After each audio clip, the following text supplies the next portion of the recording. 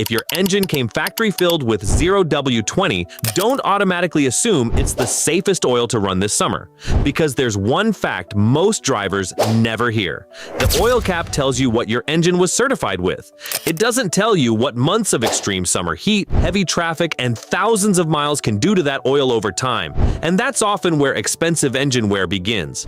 Every summer, I see engines with perfect maintenance records. Oil changed on time, quality filters, no abuse. Yet when those engines are opened up, the wear tells a very different story. So here's the real question. If these owners did everything right, why are some engines wearing out years earlier than expected? The answer isn't as simple as changing your oil more often. It starts with a decision that was made long before you ever bought the car. Hey guys, welcome back. After years of working on engines, inspecting valve trains, and measuring timing chain wear, one pattern kept showing up. Today we're breaking down one of the biggest debates in modern engine maintenance, 0W20 versus 5W30, not based on internet myths or oil marketing, but on heat, physics, and real-world engine wear. Because by the end of this video, you'll understand why the number printed on your oil cap is only part of the story. Section 1. The story behind the oil cap. Most drivers pop the hood, read the oil cap, and assume the decision has already been made for them. Sounds logical. After all, the manufacturer designed the engine, tested it, and certified that oil. Case closed. Or is it? Here's the question almost nobody asks. If the exact same engine is sold around the world, why do different markets sometimes approve different oil viscosities? The engine didn't get different pistons, bearings, or a different oil pump. So if the engine stayed the same, the environment didn't. What changed? The answer isn't inside the engine, it's the world outside the engine. And that's where millions of drivers unknowingly confuse two very different things: manufacturer certification and long-term mechanical protection. Certification tells you what passed the test. Long-term protection depends on what your engine faces after the test is over. How you drive, where you drive, how hot your summers get, how often your engine sits idling. Those conditions change what your oil is actually fighting against. Now step back 20 years. For many vehicles, 5W30 was the standard recommendation. Then, manufacturers gradually moved to 5W20. Later came 0W20. Today, some engines even leave the factory with 0W16 or 0W8. So here's another question. If thinner oil is always better, why did the industry take decades to get here? Modern engines have changed. Physics hasn't. Thinner oil isn't automatically better. It simply asks more from the conditions it's used in. And once extreme summer heat enters the picture, choosing the right manufacturer-approved oil becomes far more important than simply reading the number printed on the oil cap. Section 2. Why summer changes everything. Now let's see what actually happens when summer takes over. Picture yourself sitting in bumper-to-bumper traffic on a scorching summer afternoon. It's 105 degrees Fahrenheit outside. The air conditioner is running non-stop. Heat builds under the hood. Meanwhile, your engine oil never gets a break. It flows through bearings, protects camshafts, lubricates timing chain components, and feeds the turbocharger if your engine has one. It has one job: keep metal from touching metal. Now here's what many drivers overlook. As temperature rises, engine oil naturally becomes thinner. That's basic physics, and every lubricant behaves this way. The real question isn't whether oil gets thinner. It's whether it can continue protecting your engine after hours of extreme heat and thousands of miles of real-world driving. Because for millions of drivers, that's not a rare situation. It's everyday driving. Stop-and-go traffic, engines idling for minutes at a time, hours of highway driving, long mountain climbs, conditions that place far greater demands on the lubrication system than most drivers ever realize. That doesn't mean 0W20 suddenly becomes bad oil. Modern synthetic oils are incredibly advanced and built to handle severe operating conditions. Heat is the one opponent every engine oil eventually has to fight. The hotter the environment, the harder that oil must work to maintain a strong protective protective barrier between moving engine parts.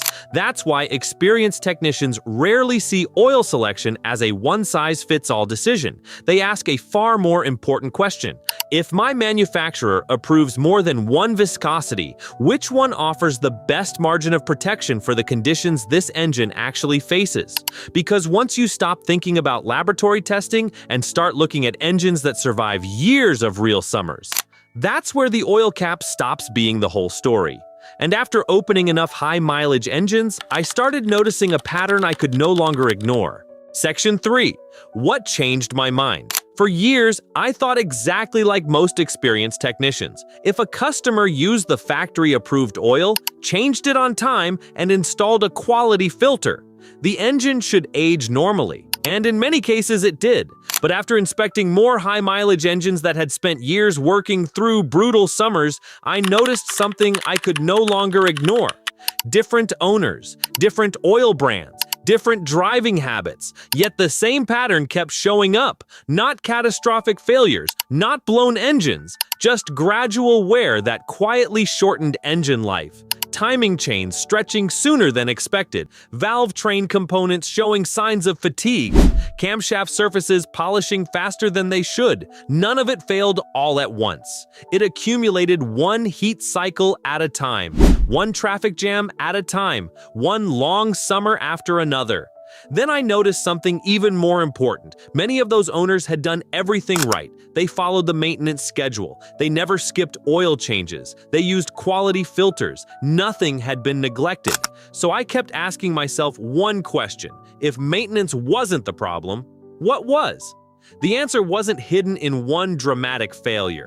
It was hidden in thousands of ordinary moments every engine goes through. Every hot restart, every extended idle, every hour spent crawling through traffic, every day of extreme summer heat. Individually, those conditions rarely cause immediate damage. But over years of driving, they place far greater demands on the lubrication system than most drivers ever realize. That's when I stopped looking at engine oil as just another maintenance item. I started seeing it as part of an overall operating strategy. And that led me to the one question that completely changes this debate. Instead of asking what oil came in the engine, the better question is, out of the viscosities my manufacturer already approves, which one makes the most sense for the way I actually drive? Because that's the question most online debates never ask. And once you ask that question, the biggest myth about 0W20 versus 5W30 starts falling apart on its own. Section 4. The biggest myth about 5W30. This is where almost every online argument goes off track. One side says, never use anything except what's printed on the oil cap. The other says, always switch to 5W30 in summer. The truth? Neither answer is universally correct, because both sides start with the same wrong assumption. They assume every engine lives the same life, but it doesn't. Two identical engines can face completely different operating conditions. One spends its life cruising on the highway in a mild climate. The other spends every summer fighting stop-and-go traffic in 105-degree heat. Same engine, same factory recommendation, completely different workload. That's why experienced technicians don't stop at the oil cap. They start by asking the questions that actually matter. How is the vehicle driven? How demanding is the climate? And does the owner's manual approve more than one viscosity? Because your engine isn't protected by internet opinions. It's protected by choosing the approved viscosity listed in your owner's manual that matches the conditions it actually faces. And that's the part most online debates completely miss. Many manufacturers approve multiple oil grades for the same engine based on climate or operating conditions. If your owner's manual lists more than one approved viscosity, you're not guessing or creating your own specification. You're simply selecting from options the engineers have already tested and approved. Once you understand that, the entire 0W20 versus 5W30 debate starts looking different. Because the real question isn't what oil came in the engine. It's which manufacturer-approved viscosity makes the most sense for the way my engine is actually used. Section 5. Who should actually consider a different viscosity? So when should you actually consider a different viscosity?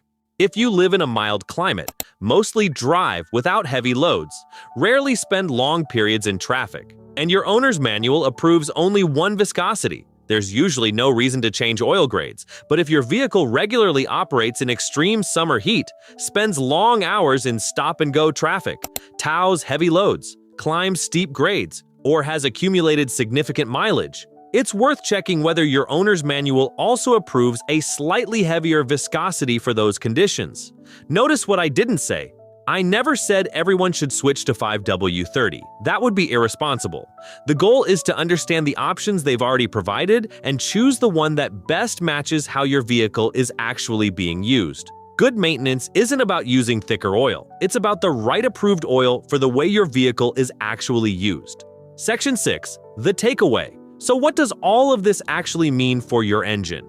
When someone asks me which oil to use, I never start with the oil cap. I start with the conditions the engine actually faces. How hot is the climate? How is the vehicle driven? And what viscosities has the manufacturer already approved? Because choosing the right oil isn't just about the engine. It's about the environment that engine spends its life in. That's the biggest myth behind the 0W20 versus 5W30 debate. The oil cap isn't the final answer.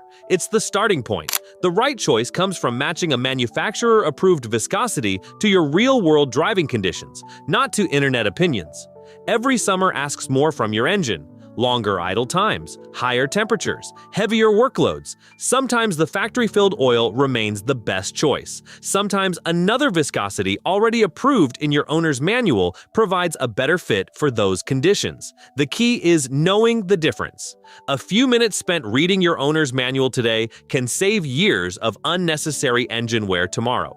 Choosing the right engine oil is one of the cheapest decisions you'll ever make. Replacing an engine is one of the most expensive.